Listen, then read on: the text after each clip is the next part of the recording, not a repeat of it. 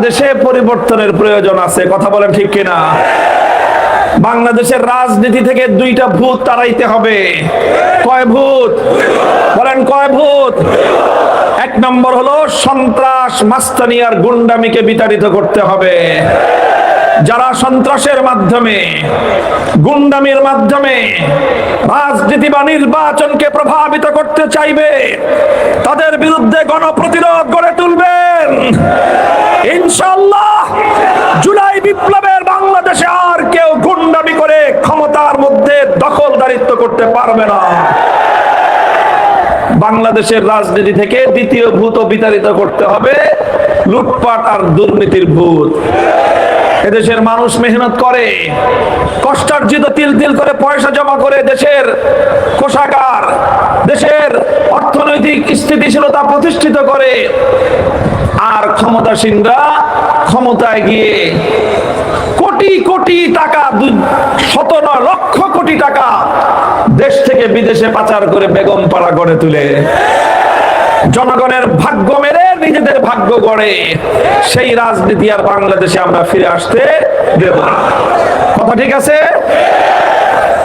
তবে এই কাজ শুধু মুখের কথা দিয়ে হবে না। সেজন্য আগামী 12ই ফেব্রুয়ারি বাংলাদেশের ইতিহাসে প্রথমবারের মতো এক ঐতিহাসিক নির্বাচন অনুষ্ঠিত হতে যাচ্ছে। এই নির্বাচনে একসাথে একই দিনে দুটি নির্বাচন হবে। কয় নির্বাচন? প্রত্যেক ভোটারকে দুটি করে ব্যালট পেপার দেওয়া হবে। কয়টা ব্যালট? একটা ব্যালট হবে সংসদ নির্বাচনের, সেই ব্যালটে প্রতীকের ছবি থাকবে, রিকশা মার্কা থাকবে, ধানের শীষ থাকবে, মই মার্কা থাকবে, কলস মার্কা থাকবে, আরো অনেক মার্কা থাকবে। এটা হলো সংসদ নির্বাচন। সংসদ নির্বাচনের ব্যালট থাকবে একটা, আরেকটা থাকবে গণভোটের ব্যালট। গণভোটের ব্যালটে কোনো মার্কা থাকবে না, শুধু দুইটা শব্দ থাকবে, হ্যাঁ আর না। এই হলো আরেকটা ব্যালট। আমরা কি বাংলাদেশে পরিবর্তন চাই? লুটপাট তন্ত্র বিদায় করতে চাই? সন্ত্রাস এবং গুন্ডামিকে বাংলাদেশের রাজনীতি থেকে বিদায় করতে চাই?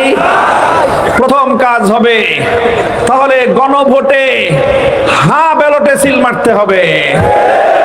গণভোটে, জোরে বলেন গণভোটে, একসাথে বলেন গণভোটে। আর যদি বাংলাদেশের রাজনীতিতে সততা, নৈতিকতা, লুটপাট এবং দুর্নীতি বিরোধী, সন্ত্রাস এবং পেশি শক্তি, আধিপত্যবাদ বিরোধী মানবিক শক্তিকে, ইসলামী শক্তিকে যদি বিজয়ী করতে চান, রিকশা মার্কায় সিল দিবেন। কোন মার্কায়? মার্কা কি? মেহনতি মানুষের মার্কা কি? বাংলাদেশের জাতীয় যানবাহন, ধনীরও যানবাহন, গরিবেরও যানবাহন, গ্রামেও চলে, শহরেও চলে। ধনীরা গাড়িতে চলাচল করে যখন রাস্তাঘাটে যানজট লেগে যায়, তখন দেখে গাড়িতে করে বাড়িতে যাওয়া যাবে না, তখন বাড়িতে যাওয়ার জন্য ধনীদের শেষ আশ্রয়ের নাম হলো।